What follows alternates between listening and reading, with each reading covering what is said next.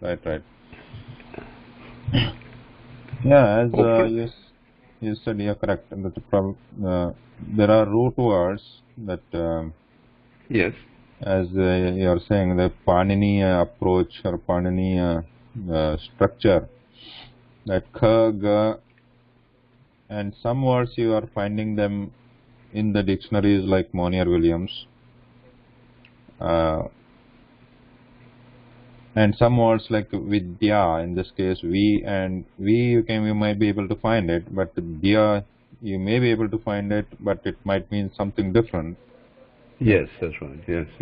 So yeah, right, it's a bit complex in the sense how this vidya word was derived and what is the meaning of what it means. And then the mrityu, like in nayati also you are saying nayati, which means carry. That's right. Or carries. And here you found out the root words. I don't know how you found out this.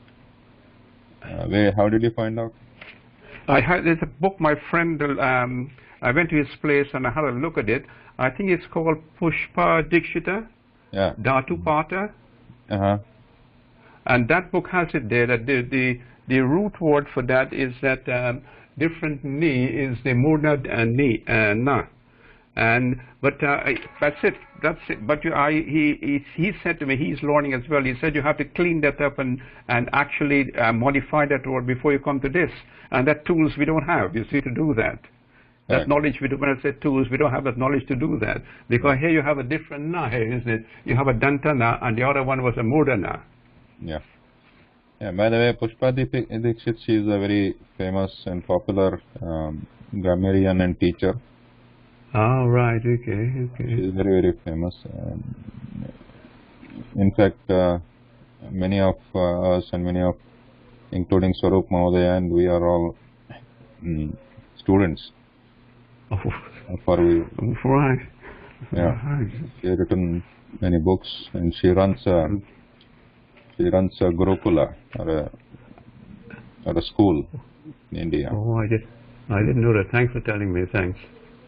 Yeah. And I mean, yes, you're right. The root words are there, and from the root words, both the nouns and the verbs are derived. Right. And there are steps to Panini gives, as per Paninian grammar, that what we are following, everybody is following today in the world. Right. There is a process. He defines a process to arrive at the final form, whether it is a noun form or verb form. Like nayati was a verb form, or for example, what we have seen so far is asti. Right? Asti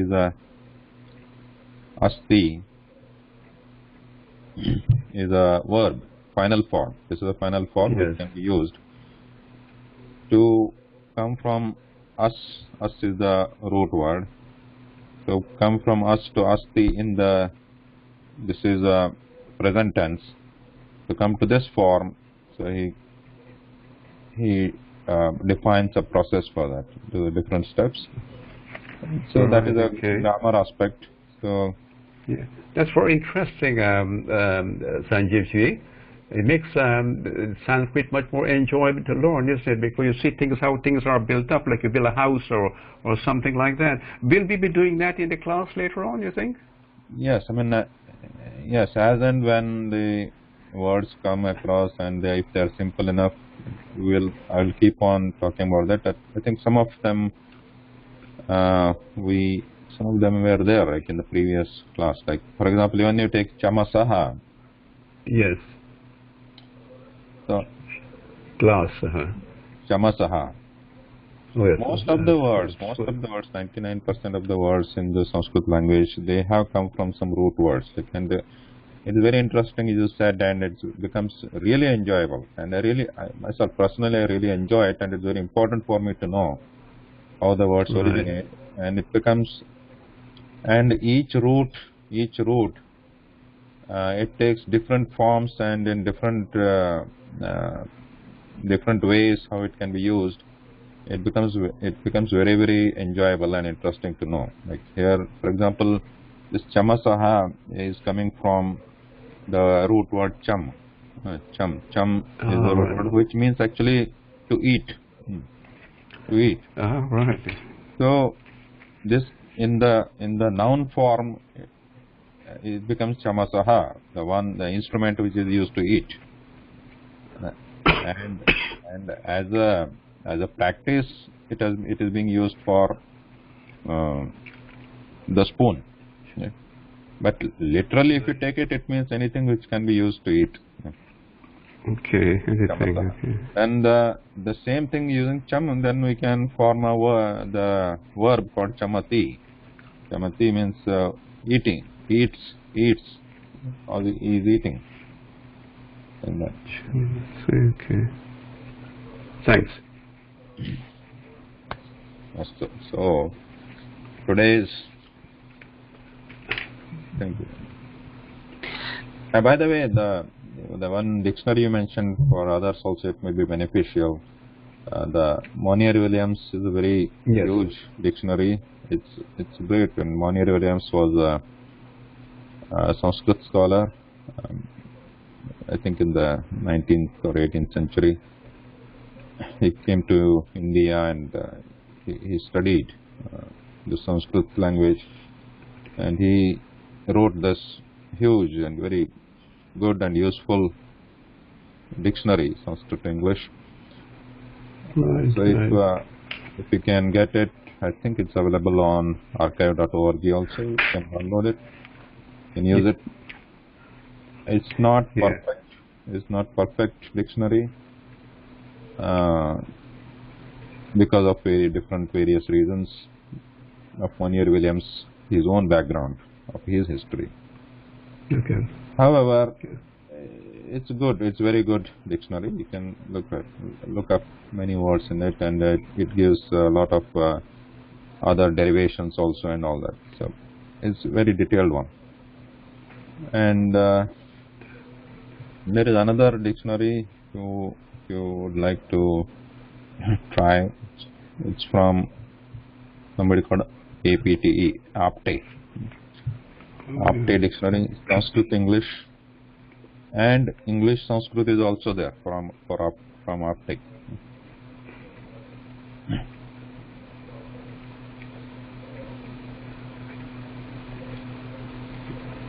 Sanjit, could you say what was the name of the other book too? Monier-Williams. I'm sorry, the grammar book that divided the root words. Which one? Pushpa Dikshit, yeah. That one? It doesn't actually divide the root words. I'll write the name here, but that book is in Sanskrit and Hindi. It's not in English. Right. Yeah. But that is like a different kind. It is not a dictionary, or it is not like a straightforward lookup. It is more like a process-oriented, grammar process-oriented. And there are different books. Like there is but it's mainly in Hindi and Sanskrit.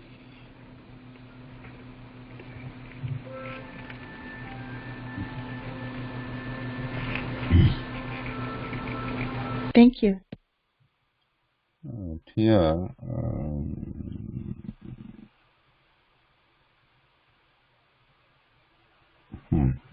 today's quote. Let other than Vivekananda, we know Vivekananda can read this. Anybody else want to try? Who wants to read this? Slowly.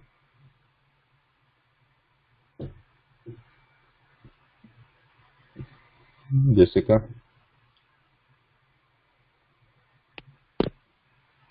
Okay. Sorry, my screen's going off and on. This is a familiar one? Oh. Okay.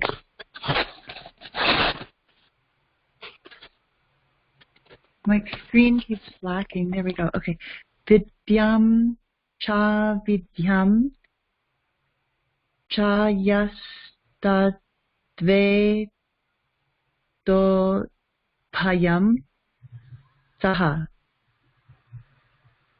avidyayam avidyaya mrityum ti tirtva vidya ya mritam mashrute. Ashnu, this is na. There is a loop here, this small circle, which is na. Oh. Yeah, so it's not a straight line. So it is not shra. It will be a straight line shra. There is a small na, and there is a small dot on like loop. Okay. So, Snute. Shnute. Snute. Very good. So only thing I noticed when you are saying the dia, so that her sound should not be there. It's not dia, it's dia. Yeah. Yeah, good. Yeah, great. So vidyam, cha vidyam, and the two lines which are shown here, these are the split ones. I mean, split in the sense the words which are here in these two lines, they are separated. Here there are many words which are enjoined here with each other because of what is called join or sandhi or join in Sanskrit, which last time I mentioned. It's very important to know the sandhi that we'll study it eventually.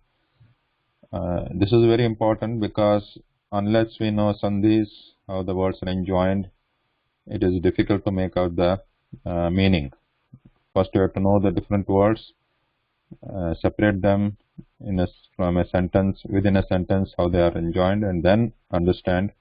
And because the sandhis or this joining can happen in multiple ways, there are multiple ways when this how the words can be enjoined. So it is important to know and separate them, then only the meaning can be understood. And the other important thing I want to underline is that this sandhi, it is important to understand the sentence and the meaning. And the sandhi or the joins depend on the pronunciation, ucharanam or pronunciation. So that's why it's very critically important to get the pronunciation right. Okay?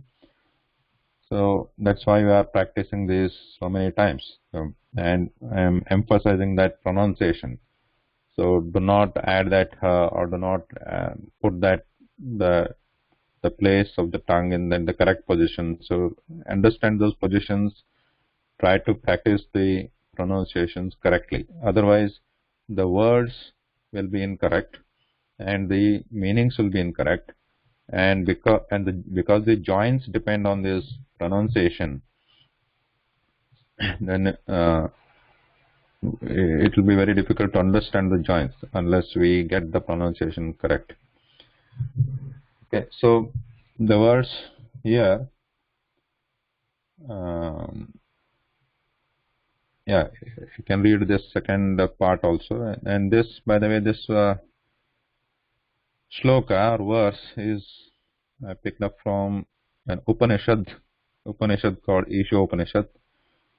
Some of you might have know, some of you might be knowing about it. Isha Upanishad, it's also called Ishavasya Upanishad, or it is also called Yajna Mantra Upanishad or Yajniya Upanishad. But it's a very popular, famous Upanishad, one of the major 10 Upanishads, and it's very small with about 17-18 shlokas in it, and very beautiful Upanishad.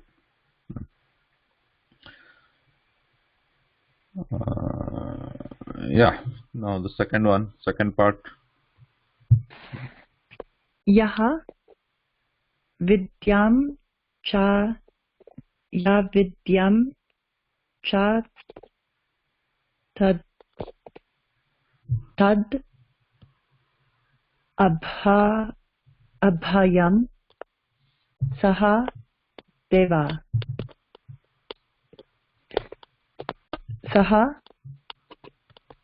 avidyaya avidyaya mrityum tirtva vidyaya amritam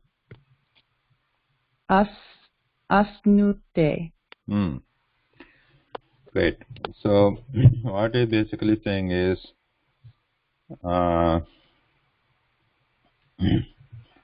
Yaha means one who, Vidya means knowledge, so and Cha means and, Avidya means the opposite of Vidya, knowledge. So what is the opposite of Vidya? When we add it's like adding un to something like in English, right? Means the opposite, reverse. Do, undo, like that. Opposition, unopposition. So Vidya, knowledge, Avidya, the Ignorance. Ignorance. Okay. And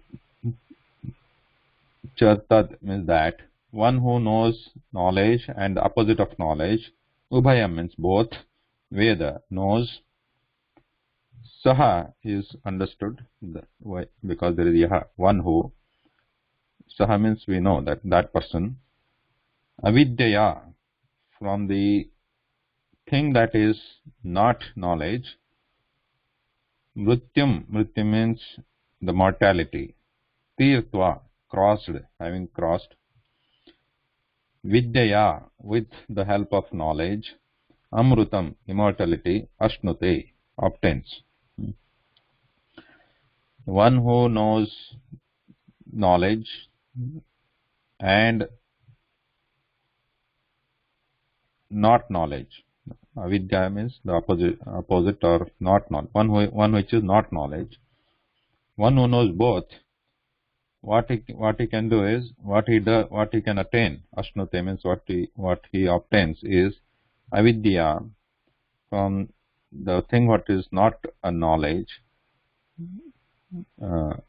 Mrityum tirtha, by crossing the or overcoming the mortality, he obtains the immortality.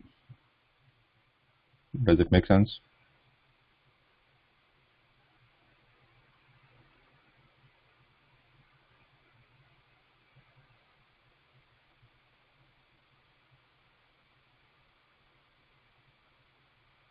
No? Yes? It does. Yes.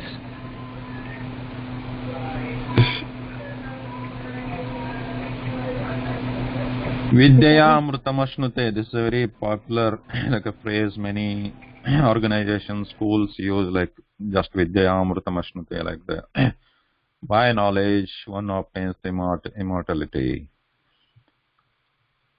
or the greatness. Like, but how can one not this is easy to understand, but how can one obtain the or how can one cross or overcome the mortality with avidya, as it looks on the face of it, the opposite of knowledge, which is ignorance. How can one cross or overcome the mortality with the ignorance? Isn't it the question?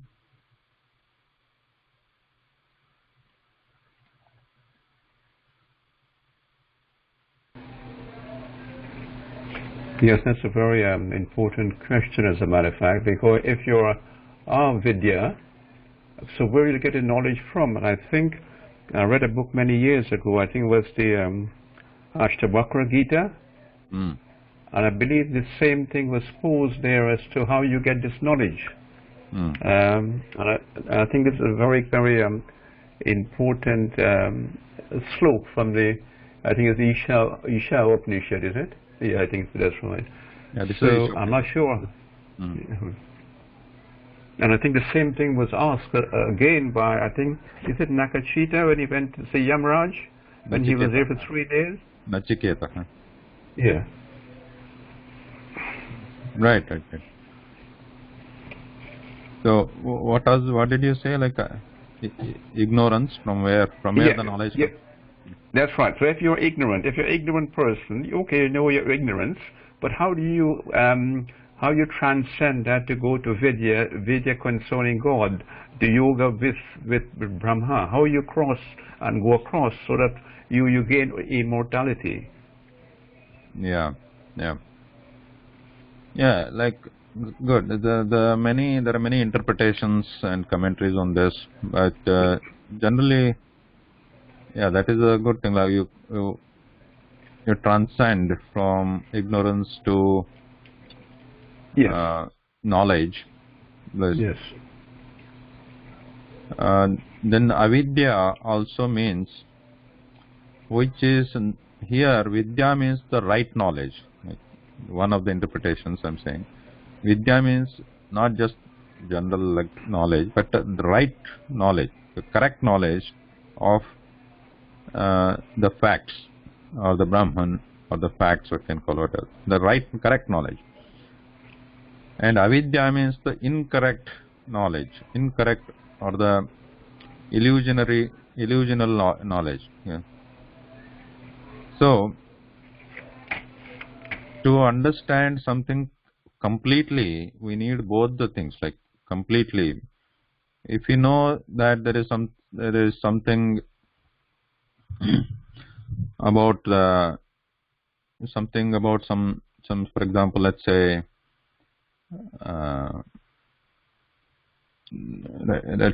what an atom can do, right? Something an atom can do, but also we should know what it cannot do, right? What it cannot do, or what some vehicle is there, so what it can do, how good it is, that, and what it cannot do, that's the other side of it, or what is the danger in it, something like that. How good it is, good, but what is the risk, or what is the danger? So both the things when we know, then only we can completely master it.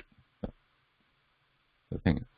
So vidya is the right knowledge, correct knowledge, but if you do not know what is wrong with it and what is incorrect with it, that is avidya about something, then we cannot master, or without doubt, completely confident about something.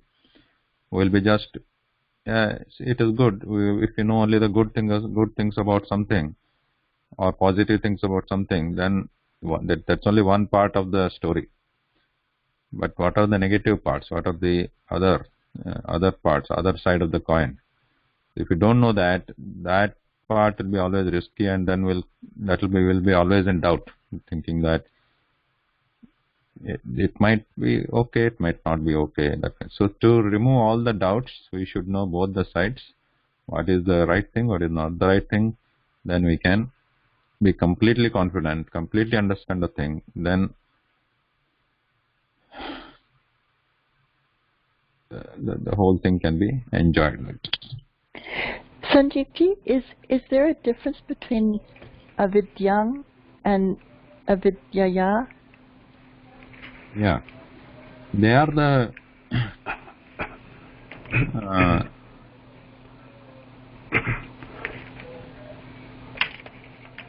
also, did I show the declension table? So they are the different declension. Did I show before? Did I show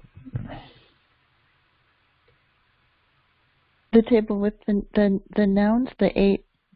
Yeah, 24 forms. Mm-hmm.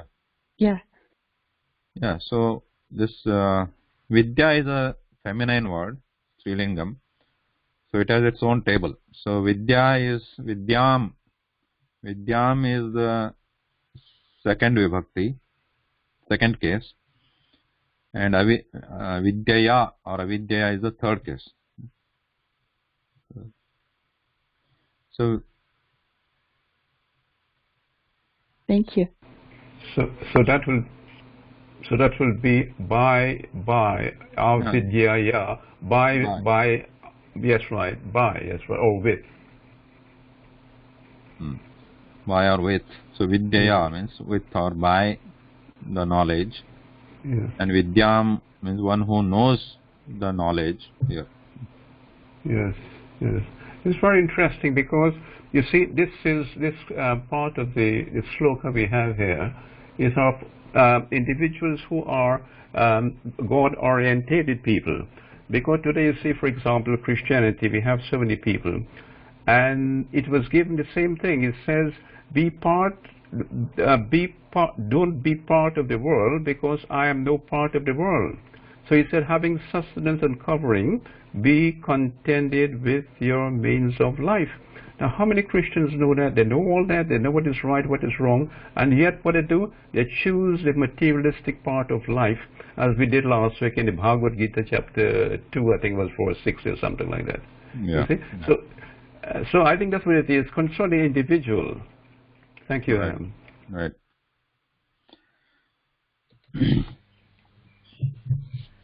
All right. So I think most of you have tried the homework online.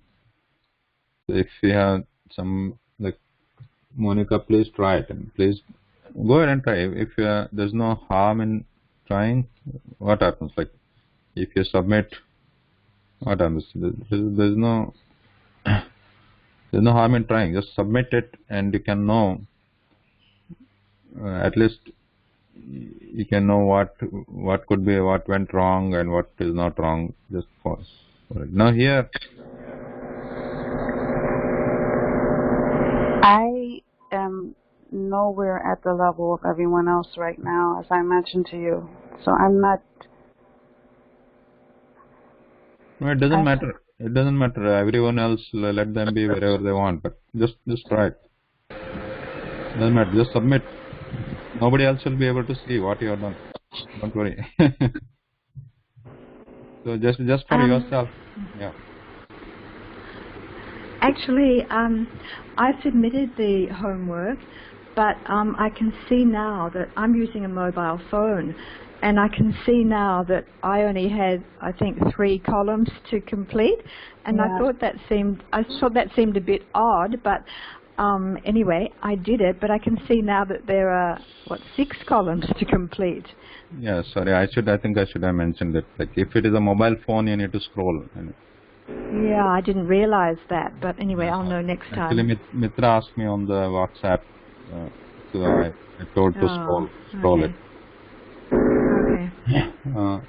Yeah, Monica, please go ahead. I mean, only when we do it, and don't worry about what others are there, what others are doing. Just do it, and then only when we do it, when we try, then only we will come to know, and then there will be progress. That's why the exercises are there. They will help us to move forward. Otherwise, we will not be able to know. It doesn't matter if it's 100% wrong. Doesn't matter. Just Well, right now it would be 100% wrong because I can't. I'm looking at the screen is still a foreign language for me, whereas everyone else has a connecting point. So when I look, I'm seeing Vahan, but I don't know the rest of the word. And then I have to. So here I have written the way, especially for this group, I have added this transliteration and the meaning also. So I spent some time. So at least to have courtesy to work on this, because I spent time on this. Like this saha asti, etc. Those, if you don't understand, please ask me. Please ask me. That's the thing. Like, so only when we interact, then we can move forward. We can interact. if you are not understanding something in the class, like what is Saha, like Saha and this Asti, and we have been discussing for the last couple of weeks. And I was actually surprised to know that you don't know what is Saha. So please ask. Then I can actually talk to you separately. Like, don't worry about. I would prefer, because I do not want to waste everyone else's time that's at a different level than I. That's my concern. No, don't worry. I don't think anybody will. We are all a group, because it is just like any other class, and there will be different kinds of people in any class. And in fact, if there are questions asked, others can also benefit, because there will be repetition to some extent, and there may be some new things might come up. Like, so it's always good to ask questions. Whether don't think any question is not a silly question. So question which is there is a quote, right? The question which is not asked is a silly question. I'm not at a different level. I was able to only do it because I was able to see the translations. That's the only reason. Bhagini, we are all on the same journey, and we're going to help each other to go along. So anytime you have questions to be asked, ask Sanjeevji. He's a very, very good teacher, and we can all go along. You're not holding back the class. Well, thank you for your support. Yeah, please. It will be a revision for us too. It will be a revision for us too. Yes. Yeah, and others can also help. Others also can jump in. They can also share their knowledge, as Vivekananda and many people do. That they can share. It's a good thing to have a discussion. All right. So yeah, just a quick thing here.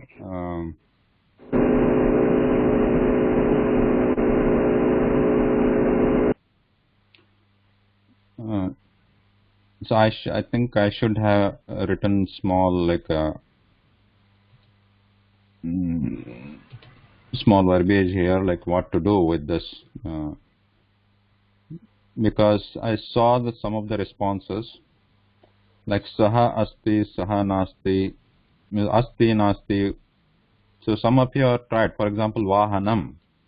For Vahanam, some of you have selected Tat Asti. Tat means that, and Tat is used for the neuter one, Vahanam, because Vahanam is a neuter word. So that's why you use Tat, and you have selected Tat Asti, means that is there. Which I understand that because Vahanam is neuter, you have selected Tat, but Asti and Nasti were supposed to be selected based on whether that object or thing exists in this picture or not. I think I missed that writing here. I thought it was obvious, but I don't think so. So I should write that.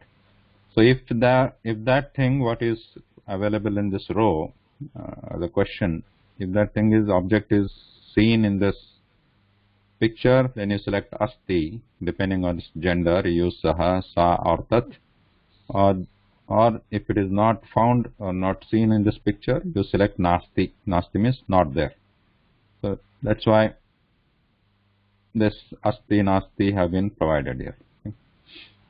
So other than that, I think most of you got. Some of you have done it multiple times, submitted multiple times. You are welcome to do that. So first time you think you go through this, any online exercise, if you submit once and if you're not happy with what, suppose you got too many wrong, or if you want to do it again, yeah, I'm allowing it, and the form allows it. You just go ahead and do it any number of times. Redo it, practice. So here, just is there any question here? I think they are all clear, right? Vahanam is a vehicle. Yeah. Falakam neuter. All the words ending in ma, they are neuter that we have seen. Vahanam, Falakam, Sasyam, these are neuter gender. And Nidhanika, a. It's the ending sound. Nidhanika, a sounds. They are feminine gender. So And the other ones like kandukaha, that's aha, aha, that's what we are hearing at the end. Kandukaha, they are all kandukaha, they are all masculine gender. Kandukaha, akashaha, shaha, aha. At the end we are hearing that aha sound. So they are masculine gender. So when we say that, when I am saying that the one we are hearing aha at the end, they are masculine. At the end, they are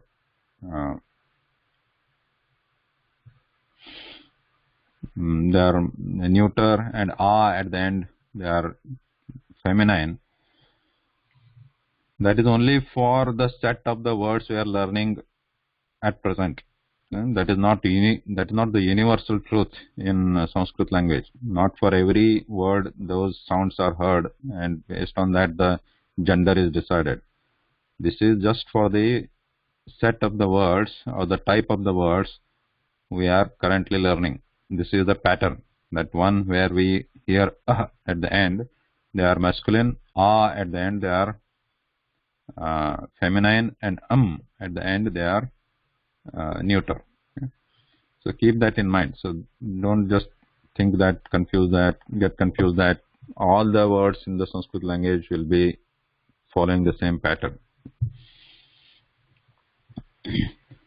So vahanam, phalakam, nidhanika, sasyam, kandukaha, duradarshanam, akashaha, ankani, asandaha, shitakam, vidalaha, javanika, chitram. So all these I selected from the list of the slides we have already seen. So that I don't think I selected any new word, just to keep it simple, so that you know you can go through the slides again and then you can relate to it.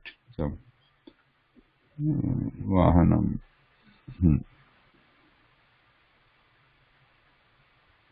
Okay.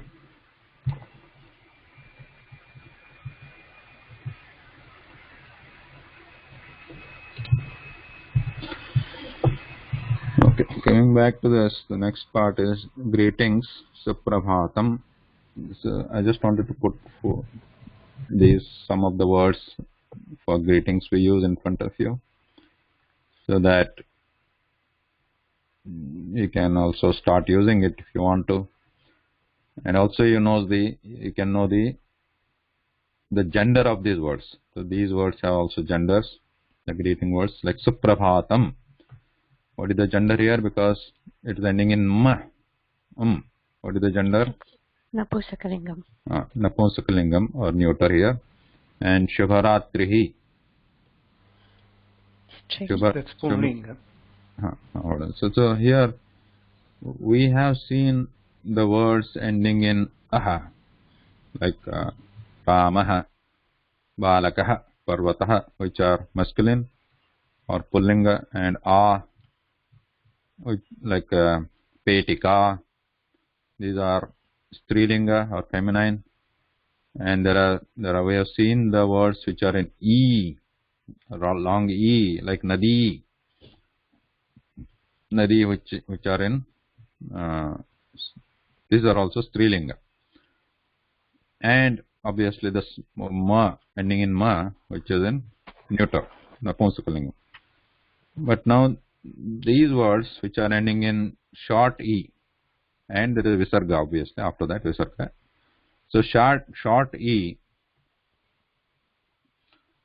I am writing I here, short E, and then there is a visarga. These words are, some of the words are some of the words are masculine, Pullinga, and some of the words are feminine, Strilinga. So we need to be careful. Either we can look up a dictionary, like you look up without the visarga, you can look up the dictionary, Ratri. Yeah?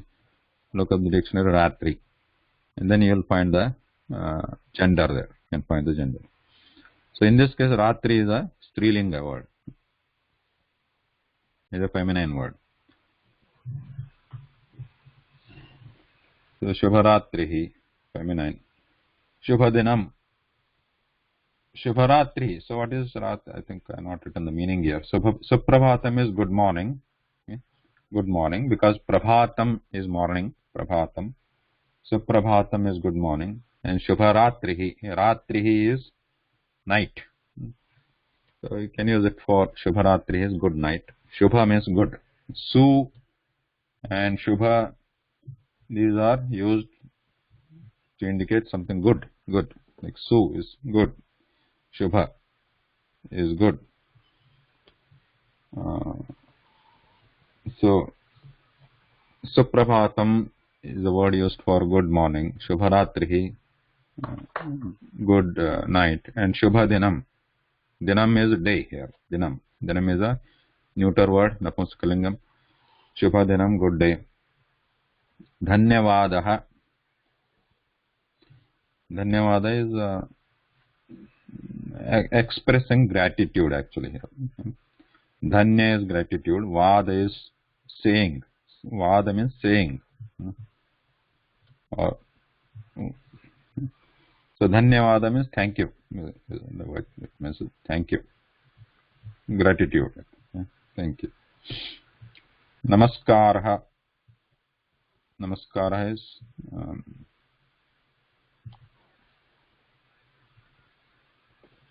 sorry, what is Namaskara?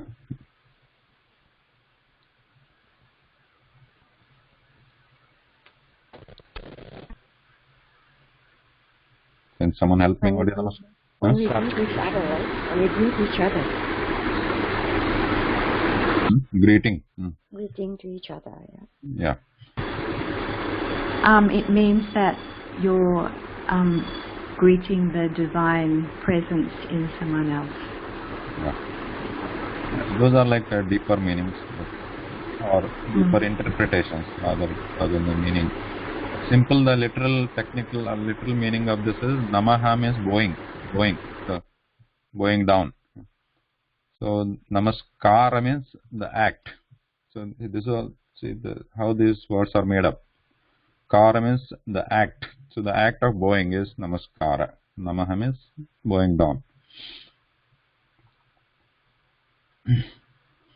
And Pranama is also has the same meaning. Pranama. Here also there is actually Nama. What Nama? What you see here? This Nama. Here also there is Nama. You see here. Only the pronunciation is a little bit different here for Na, because of different reasons. So here it is not Pranama. It is not Prana. It is Prana. Na, Murdhanya or cerebral. Whereas this in Na it is dental. Namaskara. It is cerebral here. Pranama. Okay. But the base word is the same here in both. The act of bowing down. And then Abhinandanam is congratulations. Here also there are two words. One is Nandanam. Nandanam means actually enjoying. So you are happy. And you are happy for somebody. Abhi is towards. So Abhinandanam means you are happy towards somebody and you are congratulating that person. So that's Abhinandanam. And Shubhashayaha. So here also the two words. One is Shubha. Shubha means good. And Ashaya. There is a join here. Shubha is one word. Then there is Ashaya. Ashaya means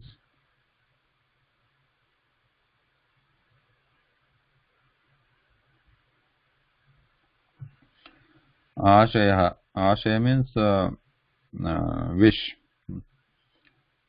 Shubha Ashaya, good wishes. So Shubha plus Ashaya becomes Shubha Ashaya, one word.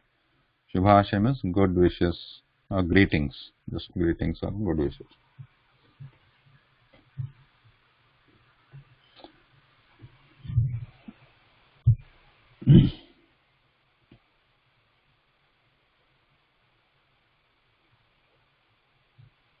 So there was another question at some other, by someone else, not in this class, but So when we say dhanyavada means thank you, right? Dhanyavada means thank you. But in some other languages, when somebody says dhanya, or some other, not language exact, some other cultures, when we say dhanyavada, then there is a return saying, like you are welcome or something. So how do we say that? That was the question. But I would say there is no need to say that, because there is no culture here in this language, and you are welcome. So generally we say dhanyavadaha. When somebody say, you can say astu. Astu means okay. Astu, okay. Astu means okay.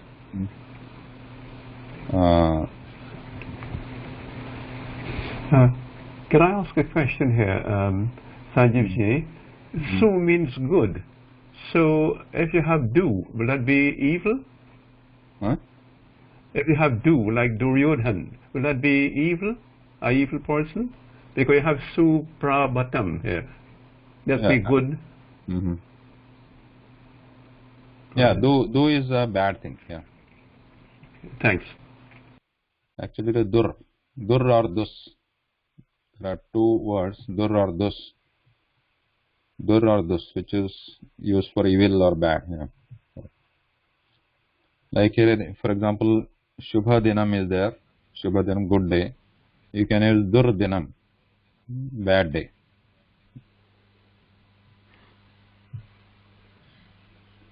Dur Dinam, bad day. So should be like in Dukam, right? Like the opposite of Sukham, Dukam. Dukkham, yes. So what Giovanni was saying was Sukham. Sukham is another word which is happiness. Sukham is a Napumsakalinga word. When we are using this, now we should start understanding when we are using the words with this endings, Sukham, the root word will be different. So we are not using the root words in the languages. So we'll keep that aside for now, about the root words. But when we are using these words like this, in their first case, then their ending should mostly indicates its gender. Like Sukham is a Napumsakalinga word, and the opposite of this is Dukkham. Yeah. Here there is a Visarga. Dukh. You should say Dukkham. Dukkham. Dukkham is a half Visarga actually, because there is a Kha afterwards. So we are not pronouncing this Visarga completely here, like Duhu. We are not stopping there. Duhu and Kham. So it's a one word, quick word. Dukkham. So Dukkham means sorrow. Sukham, happiness. Dukkham, sorrow. Good.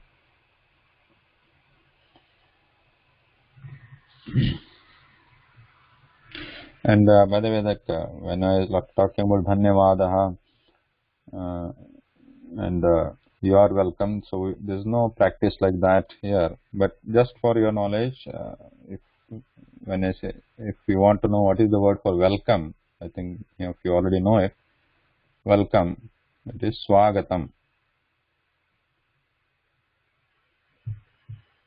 Swagatam. Swagatam means welcome.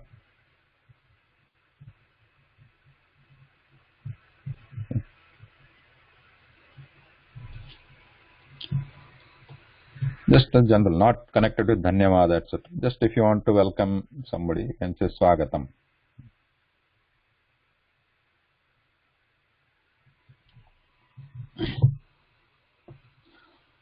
So this chart, again, this revision I am putting it here, just to bring this again into our memory. Pullingam, which is a masculine gender, we have seen the words of this pattern, which are masculine of masculine gender, and in their first case, they end with the sound ah, that is and a visarga, and a visarga at the end. Balakaha means what? Boy, balakaha. Kakaha, another word, another. So some examples I put here. Kakaha. What is kakaha? Kakaha means. Does anybody know? Crow. Yeah. Crow. No. Oh, crow. Kakaha, crow. And vrukshaha. Vruksha is tree.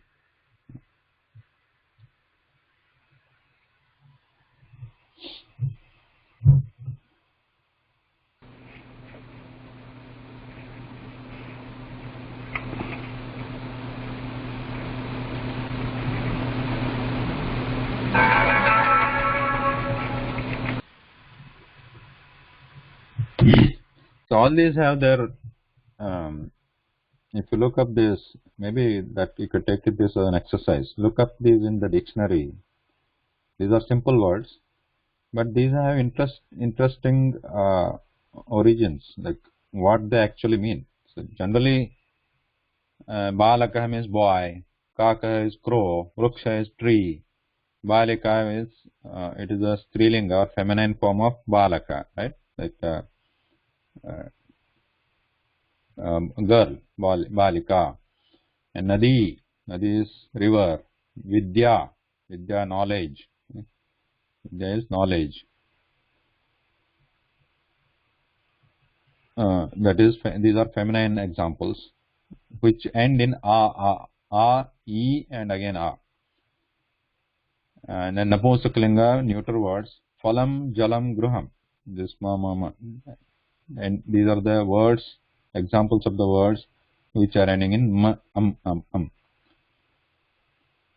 So phalam means fruit, jalam means water,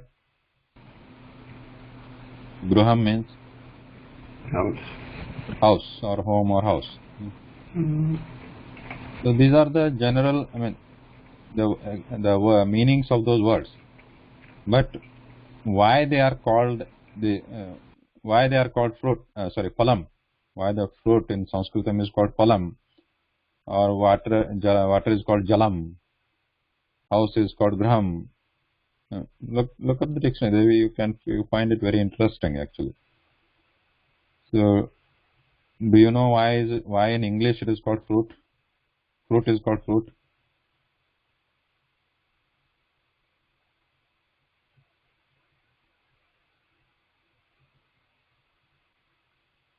Somebody should know, right? Fruit. Somebody may be knowing, right? No? Fruit, that object. Why is it called fruit?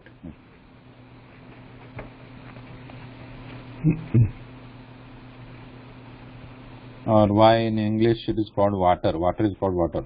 That liquid thing, what most of the planet is made of, is called water. Why is it called water? I don't know about water. Why is it called water? But anyway, so what in Sanskrit it is simple. You can find out. If not, we can talk about that next week. Jalam is interesting. You can find a gruham. Why is it called? What kind of online tool could we use to find out this thing? Like, is there an online dictionary that explains these things? Online means I think there are PDF versions available that Monier Williams, you can download this PDF. Online there is one. Let me check. That would be helpful, like to show us how to search it in the dictionary. I have the Monier Williams online dictionary open right now, and when I type in phalam, like written in English, it just gave me the way it's written in Sanskrit. So where do I get the meaning?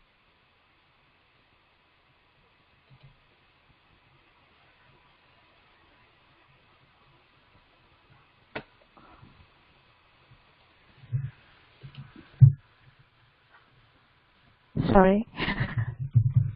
Sorry, I'm searching something. Yeah, okay. because that Sanskrit.org is not that good enough. So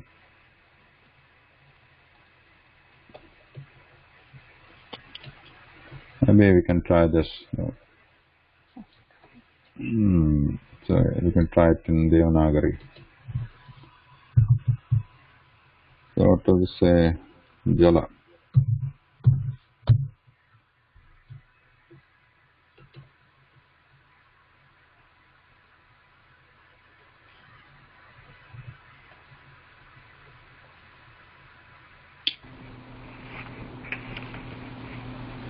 I think jala will be something like sharpening. No, not sharpening. Yes. See here. Yeah, obviously there will be multiple meanings, but so if you so it is something like I don't know where do I find this is jada. Jada is equal jada. I'm using right now Apte dictionary, and when I type jala, it gives me the Sanskrit way it's written, and then it gives the meaning like dull, cold, frigid. That's number one. No, that's it. I think jala. Yeah, right. So those are like the Water. Those are like the just the meanings. Like, but why is the root word to find out? Jala. Jala is something which covers you, which covers. Means which, like for example, jala means the net. Jala means net. So jala is also, it covers the body. Jala, or anything it comes into contact, it can cover by getting attached to it. So this is a simple way of explaining its origin. Jala. So it has every word has a word. Every word has some origin here. Jala, which covers the thing which it comes into contact. And nadi, very interesting. Nadi means one which makes sound. Because nada, the root word nada means something connected to the sound, which makes sound. Nadi meaning one which makes sound. When it is flowing, it makes sound. Nadi.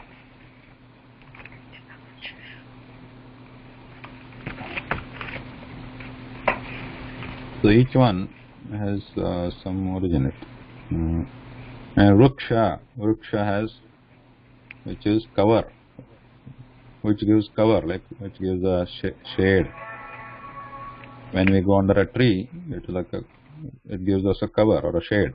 Ruksha. Which dictionary are we using for that one? I'm using different Sanskrit to Sanskrit, very ancient dictionaries. So for that some little bit more knowledge is needed. They are available on the archive.org. Their Sanskrit to Sanskrit becomes very technical, and then actually for that we need to know a little bit of that Paniniya way of the steps of derivation, and then the actual root word as in the Dhatu Kosha of Panini is. So that is important. So anyway.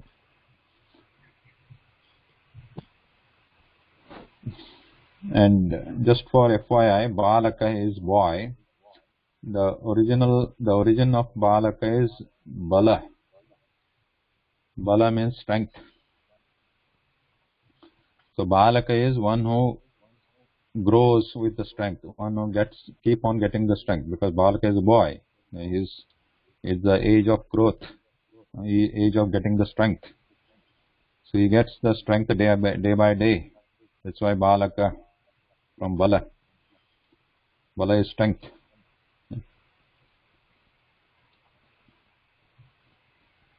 Okay, so let's move ahead.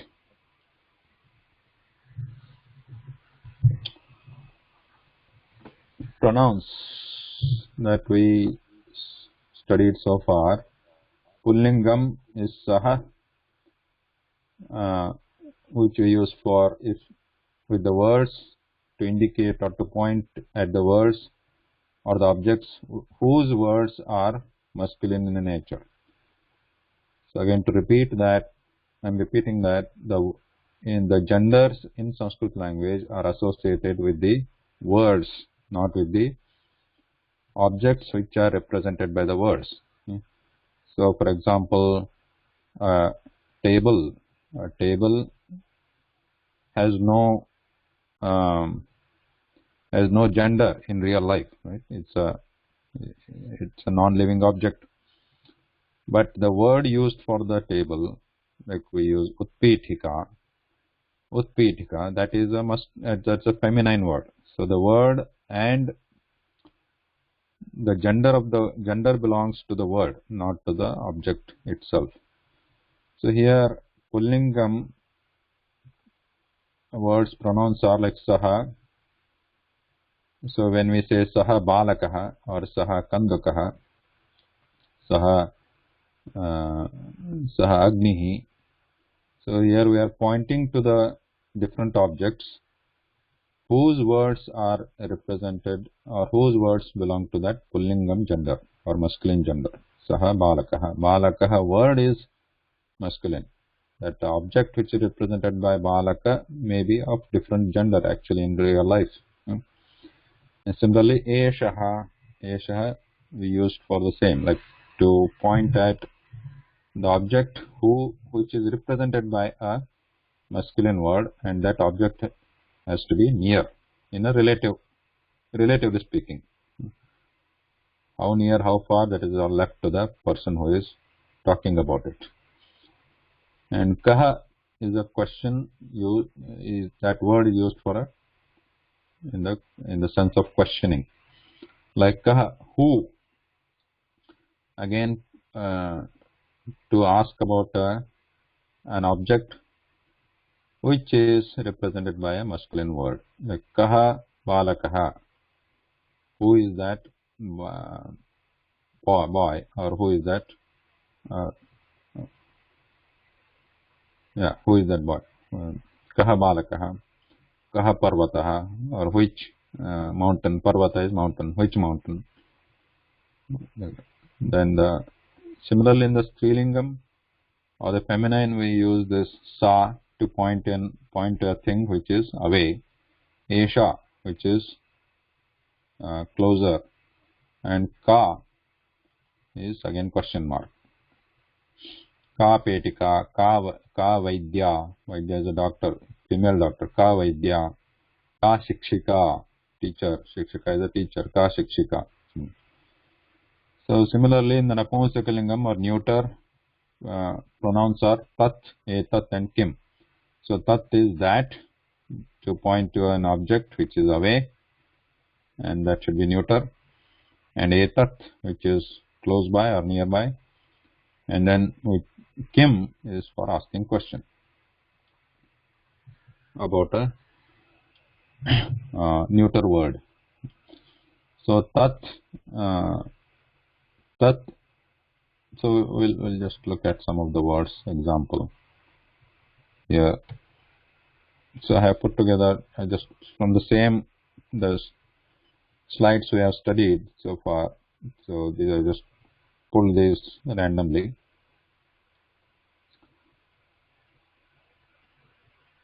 So let's go one by one. Let's start. So who wants to start? So I don't have a list here. Karuna.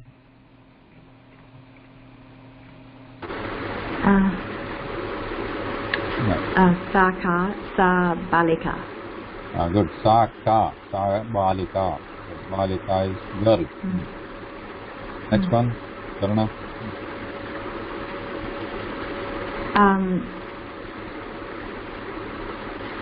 Saha, kaha, saha balika.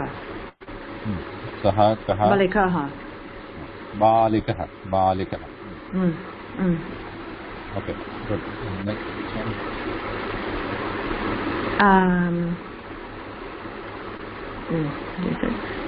Touch. Touch Kim? Oh no, that's masculine, isn't it? So, Saha kaha, saha kukuraha. Kukuraha. Good. Kukuraha. Oh, kukuraha. This one. Well, I've forgotten the word for ball. What is the question?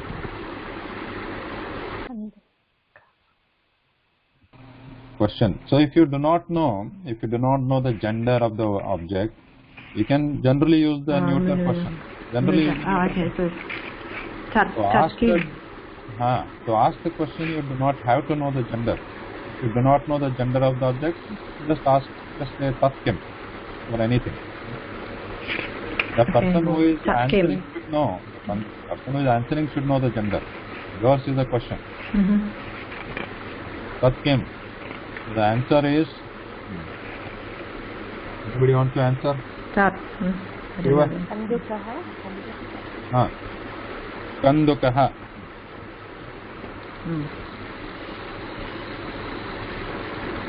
Kandukaha. Okay. And what is this one? Vimanam. Tatkim. Tatvimanam. Tatvimanam. Okay, thank you. Okay, next one. Etatkim.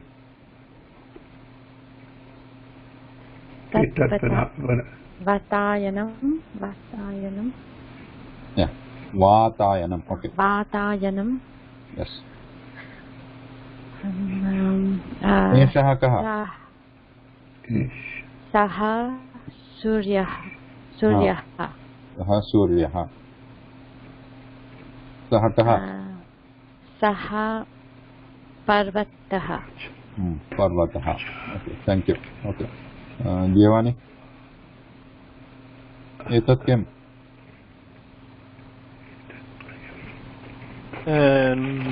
Etat graham. Graham. Saha kaha. Saha gajaha.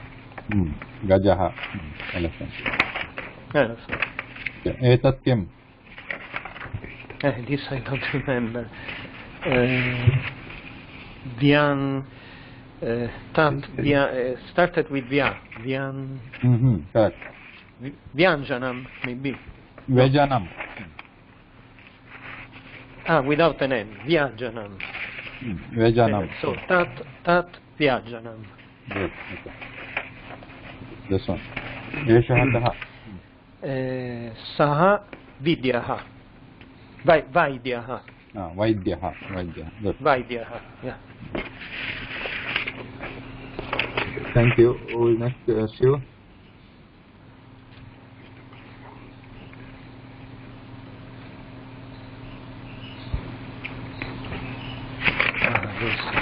You want to try? I don't remember this one. Computer. Computer.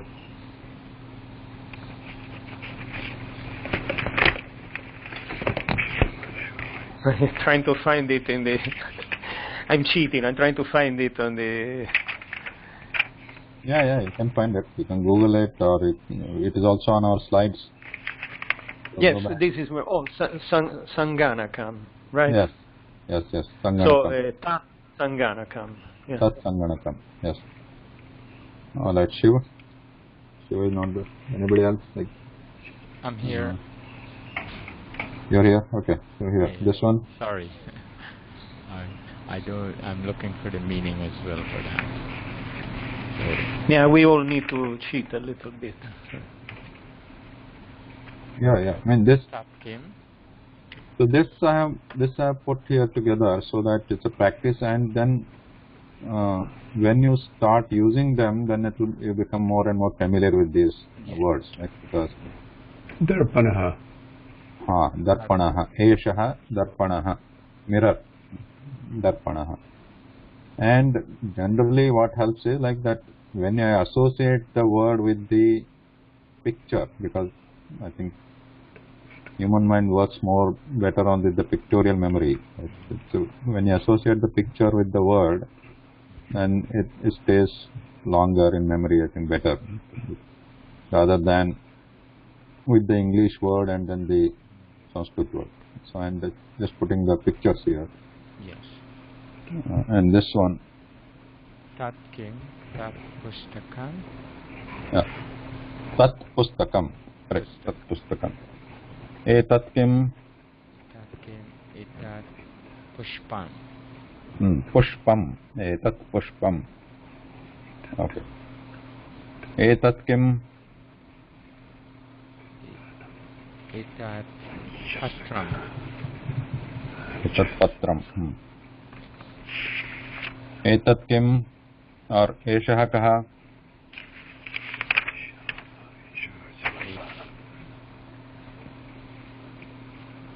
Ishaha. Sorry, I forgot the spoon. Yeah. So. Chamasaha. Chamasaha. Chamas. Chamasaha. Chamasaha. Esha ka.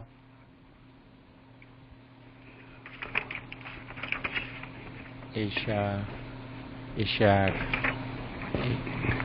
Gati. Yeah, Ghati. Isha Ghati. Good, thank you. Okay, Jessica, next one. Etat kim. Etat kim.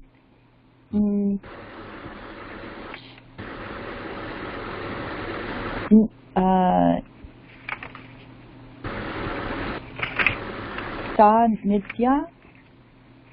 Netram. Nitram. Tat nitram. Netram. Netram. Tat netram. I think there's another word for that, Nayanam. Is it Nayanam another word? Yeah, Nayanam is also a word, correct. Both are for eyes. Netram is eye, Nayanam is also eye. Nayanam. I'm not seeing in the dictionary, it looks like you can only go from Sanskrit to English, is that right? What are you not seeing in the dictionary? It looks like on the online dictionary, you can only go from Sanskrit to English, not English to Sanskrit, is that right? Which dictionary? Which online dictionary? The Monier-Williams online?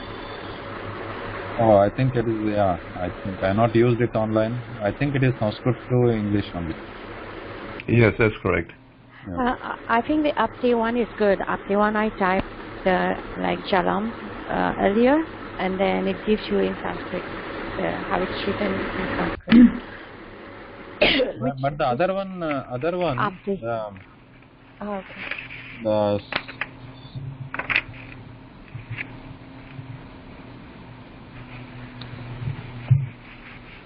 This one gives you both, like Sanskrit to English, English to Sanskrit.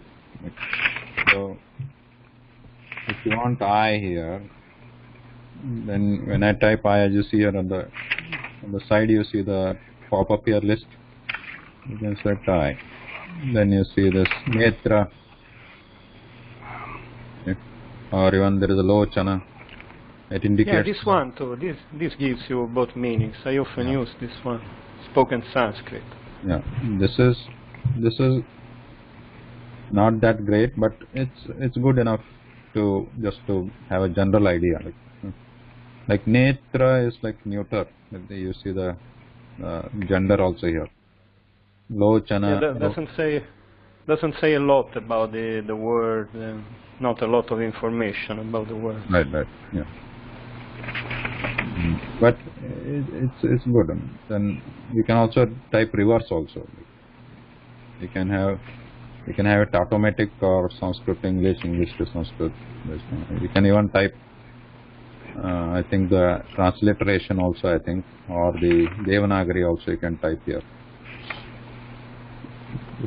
This is sanskrit.org. Sorry, spokensanskrit.org. Thank you so much. So. Sorry, Sanjeev, what was the other one, the other dictionary you were showing, the other online one that you were showing just before the I think that was Sanskrit? Before that was Sanskrit dictionary.com, I think. Yeah, that is sanskritdictionary.com. Okay. Sanskrit dictionary. Okay. Okay, so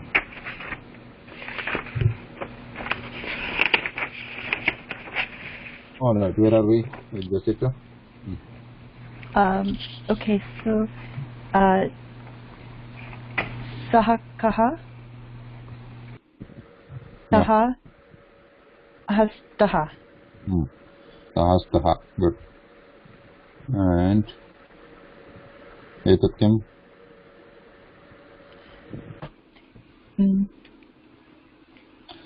Etat kim? Yeah, so this was in that slide with the body parts, or also in the document, PDF document link I sent. So etat kim?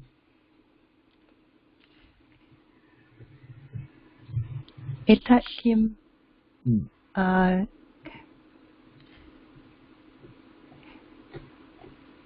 Saha mukyaha. Yeah, good try. So this is mukham. Mukham, napunskalingam, yeah, or neuter. Mukham. Tat mukham. Tat mukham. All right. Dhanyavadaha. Thank you. And who else is there? Is Uma there? I don't see her. Okay. Anybody? Okay.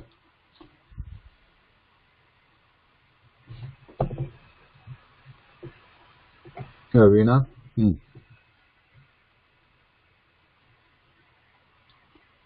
Yeah, sorry. Eshah kaha? Ishaha. Okay, I have to look for it. Chashakaha. Chashah kaha. Chashah kaha. And oh, this one has to be on fridge. Takim. Etat sheetakam. These are some of the. These are couple things I picked up from the other slide. Etat sheetakam fridge. Fridge. Sheetakam. And then Esha ka. Isha Mahila. Mahila. Esha mahila. Etat kim? Etat kim? Tat dwaram. Tad dwaram. Good. Dhanyavada. Okay, last one. Vivekananda. The last line. Etat kim?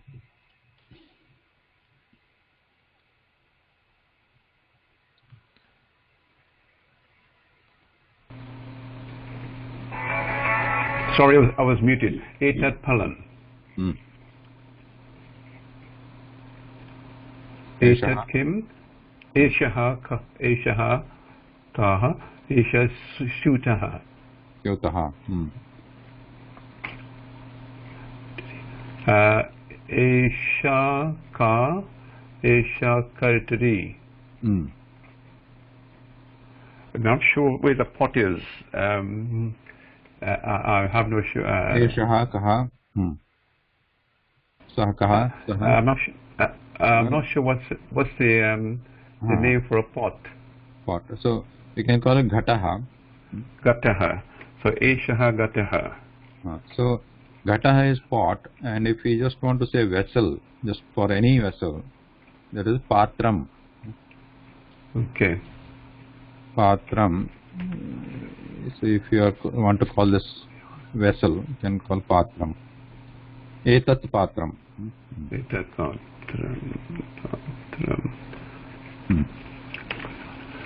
And etat kim? Etat lokayanam. Lokayanam. Or just yanam is fine. Yanam. Or chakrayanam. Chakra. Okay. Jahaz ship. I'm not sure what's the word for a ship. Saka. Nauka. Nauka. Okay, nauka. Sa nauka. Nauka. Good. Thank you. Great. So, just a little bit from the next topic.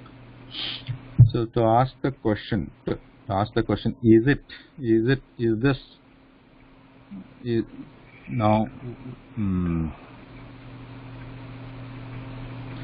We know, we have already seen the 3 question words, that is kaha for the masculine words and ka for the strilinga or the feminine words.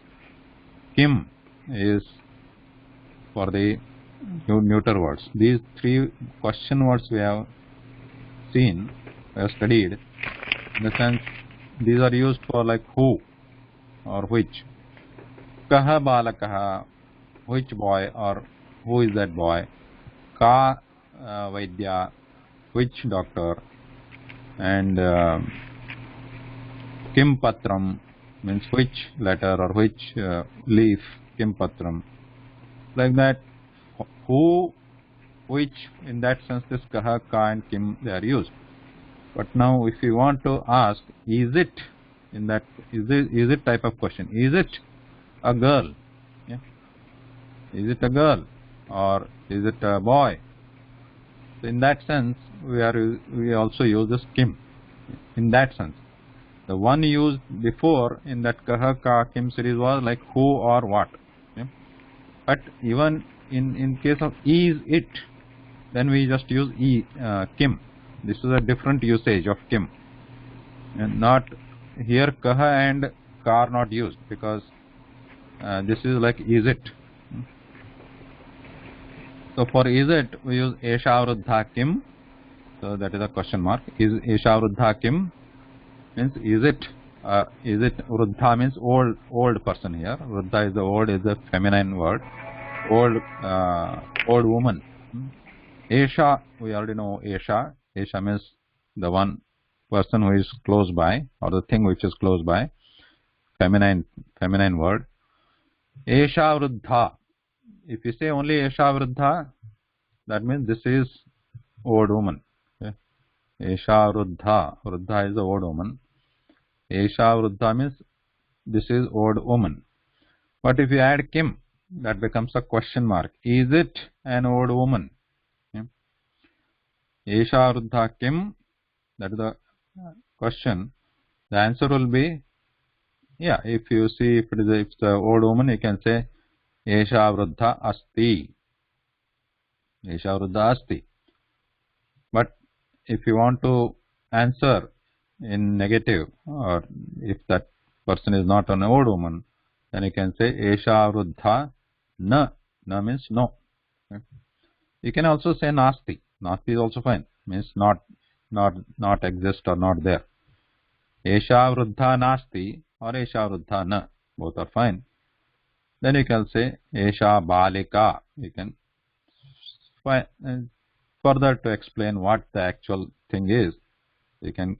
This is the example here. Esha balika or esha balika asti. Asti, as we know, it is not necessary to add or to use it in a sentence. If you don't use any verb, then asti is assumed. Okay? Asti is assumed. It just exists. So esha vruddha kim is the question. So that means is it an old woman? Esha vruddha na or esha vruddha nasti, esha balika. So that is how the questions can be formed for is it. For example, esha vaidya kim. If that is a question, the answer will be na esha vaidyaha. No, esha vaidya means vaidya is a female doctor. So I am asking, is it a female doctor? The answer would be no, na esha vaidyaha. This is a male doctor. Similarly, you can ask esha gajah kim. Esha gajah kim, and that kim word, as a typical Sanskrit style, can be before or after. Okay? Kim can be at the end or kim can be at the beginning.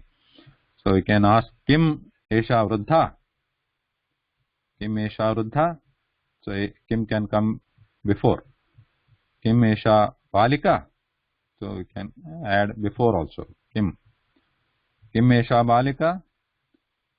You can say esha balika asti. Okay. Or if you want to say yes, yes esha balika, so yes we can use am. Okay. Am. There are other words also for yes, but we can use am here. Okay. Am means yes. Just am. Am esha balika kim or kim esha balika? The answer would be am esha balika. Yes, this is a girl. So the general question answer kind of conversation we can have. Right? For example, esha esha mahila kim? What would be the answer?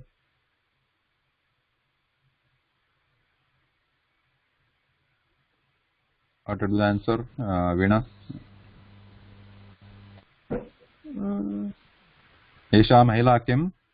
I'm asking. Is it a woman? Esha mahila kim? Answer would be am. Am esha mahila. Am esha mahila. Yes, this is fine. Esha etat phalam kim? Na tat pustakam. Na tat pustakam. Na tat pustakam. Good. So we have come to the end. So we'll stop here. Please review these words, these objects, and the words for these objects, and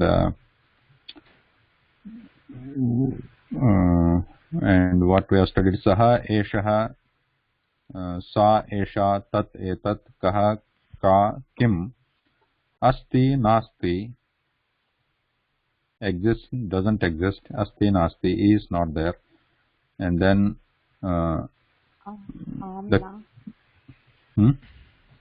Am and na. The kim again used as a in the sense of is it. And this is a different kim than the other kim. Is it? And then the esha, am and na. So these things you can practice. If you have any questions, please feel free to email, WhatsApp, question, anything. All right. Thanks again. Have a good day. Bye-bye. Thank you so much, Sanjay. Thank you. Thank you. Namaskaraha. Namaskaraha. Dhanyavad. Pranam.